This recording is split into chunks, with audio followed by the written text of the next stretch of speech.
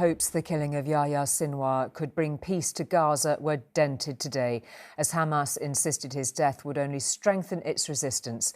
Western leaders have spent the day talking of a turning point in the conflict, but there's been little sign of either Hamas or Israel changing course.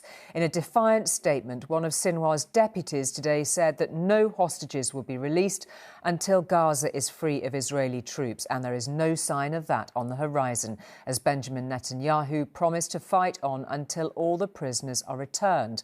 One woman whose father remains in captivity urged her Prime Minister to halt that fighting so that he could come home. The shot that could change the course of this war in Gaza. Israel has released the footage which they say shows their tank firing at the building in which Hamas leader Yahya Sinwar was killed. Israel's most wanted man was, in the end, found by a low-ranking IDF unit who stumbled upon him by chance on a routine patrol. In this final picture of Sinwar alive, he is keffiyeh-clad, wounded, but fighting on. His death was announced to the world yesterday. Today, Hamas confirmed it for the first time. The man giving this statement is Khalil Haya, one of the possible replacements for Sinwar. Also defiant, he vowed Hamas will fight on, that no Israeli hostages will be released until the IDF withdraws from Gaza. I say that to Prime Minister, Sharon. This is the man who interrogated Sinwar for Israeli intelligence when the Hamas fighter spent 22 years in Israeli prison. I remember the first time I have seen Sinwar. He has a murder eyes. You can see his eyes, how he's looking at you. He never smiled, he never laughed. You understand Sinwar and Hamas probably more than most people. That's right. What do you think Hamas is going to do next? Can they be defeated?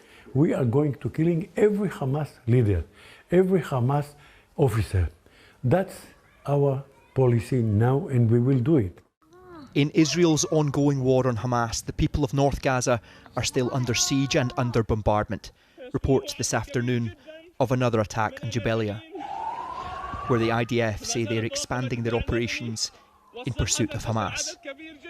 Those on the right wing in Israel, some who have the ear of Prime Minister Netanyahu, believe now is the time to up the ante, that Hamas is on its knees and negotiations now would only bring their enemy back to its feet to rebuild. Even if Israel can somehow defeat and dismantle Hamas, it begs the question, what next? What new threat emerges from the ashes left behind in Gaza? That is the fear of Sharon. Her parents were both captured. Her mother says she told Sinwar what she thought of him before she was released last year. But her father is still being held hostage.